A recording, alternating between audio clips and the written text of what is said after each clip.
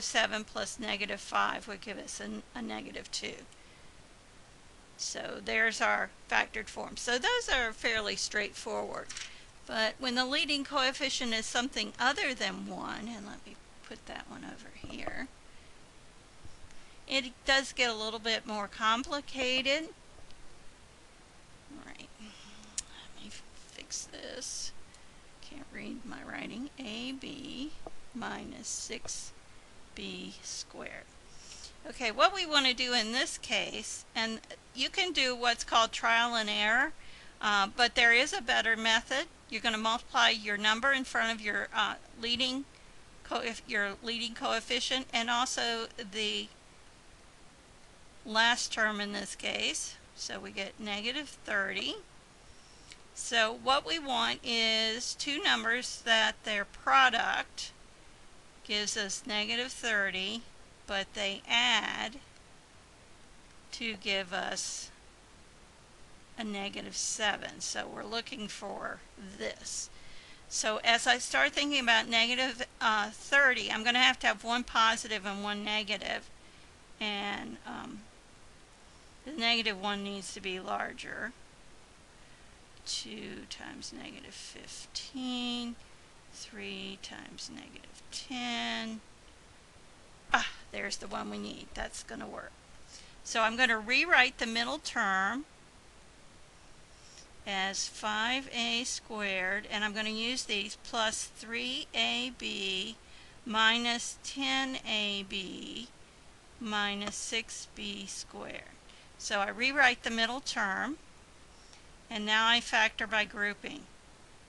So let's see, the only thing I can take out of both of those is an a. That leaves 5a plus 3b. And the other pair I can take out a negative 2b. That leaves 5a plus 3b.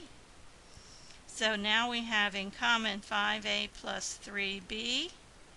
And what's left over is a minus 2b. So that's our factored form. So if we have a leading coefficient of 1, it's pretty simple.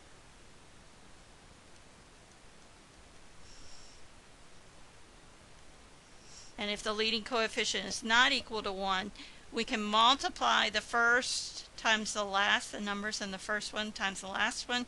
Find two numbers whose product in this case would be negative 30 and whose sum would be negative 7.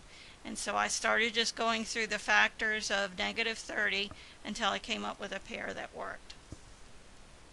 And of course, if you can't find a pair, then what that would mean is that the problem is not factorable. Okay, I need to stop now, and I'll pick this up in the next recording. Now let's take a look at factoring a perfect square trinomial. First of all, we have to be able to recognize a perfect square trinomial. And here's what it will look like. It'll either be of this form or of this form.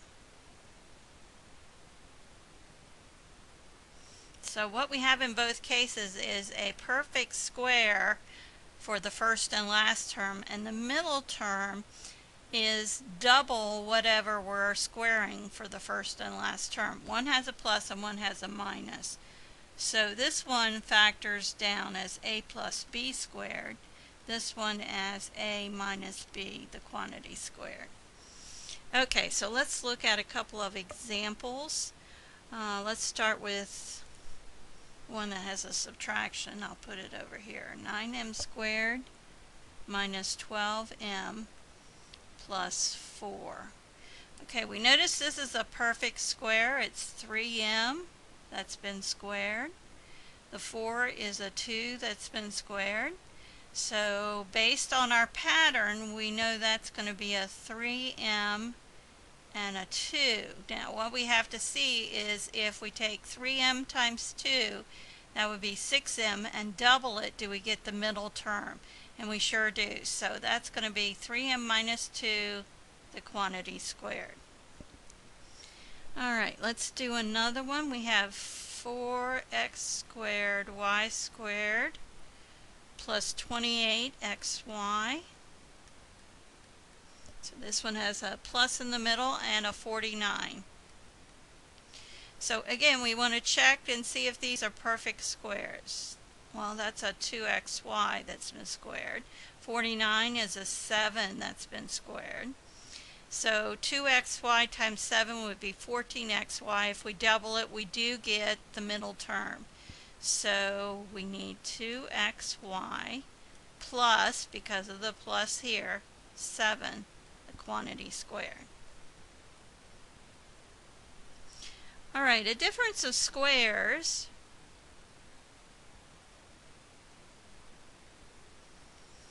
can be factored as a plus b times a minus b. So fairly easy to factor. We'll start with this example. All right, x squared minus 36. 36 is a perfect square. X squared is a perfect square. So we're going to have x plus 6. That's, notice we want to take whatever we're squaring to get b, and then x minus 6. And that's it.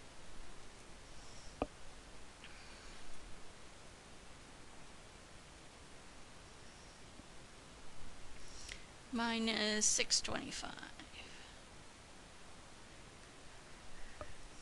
Okay, so we want to think about, in this case, do we have a perfect square? Well, p to the 4th is p squared squared. And 625, I believe, is 25 squared.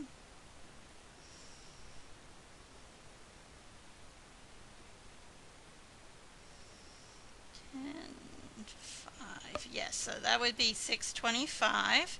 So we have p squared plus 25 times p squared minus 25. Now, what I notice is I have another difference of squares, so I have to keep going. I have to keep going until everything has been factored completely. And let me get this out of my way. Looking for an eraser. Doesn't seem to want to erase, and I'm not sure why. Okay, well, I'll just go back to the pen. P plus 5 times p minus 5. Oops, I want a times in there. So what I've done is I've left that term the same, and then I factored the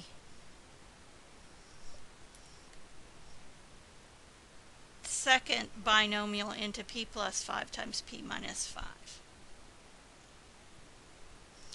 Okay, factoring a sum or difference of cubes. Again, we have patterns.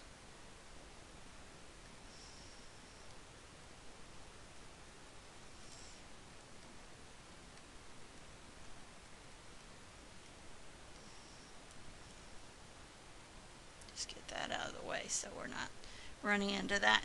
The only thing I can recommend here is to recognize your binomial will be the same as the cubed part minus the cubes.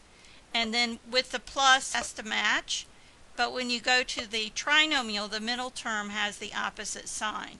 So a cubed minus b cubed, we will have a minus b, and we're going to have a squared plus ab plus b squared.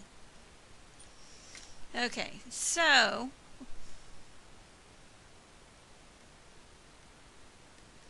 if we start with 8 minus a cubed, 8 is 2 cubed, so that's going to be a 2 minus a, write it without the cubes on it, then it's going to be a 4, 2 squared would be 4, plus 2a plus a squared.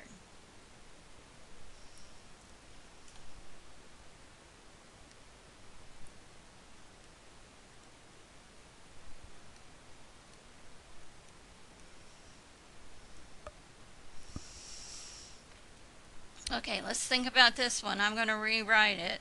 3y cubed cubed. 3 cubed is 27. Y cubed cubed is 29. Y to the 9th plus 5z squared cubed. Alright, so our binomial will be y cubed, 3y cubed plus 5z squared.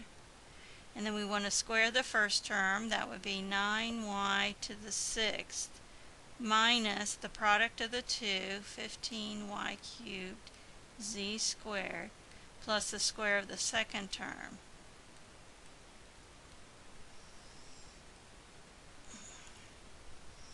Okay, so as you can see, sum and difference of cubes does get a little bit more difficult.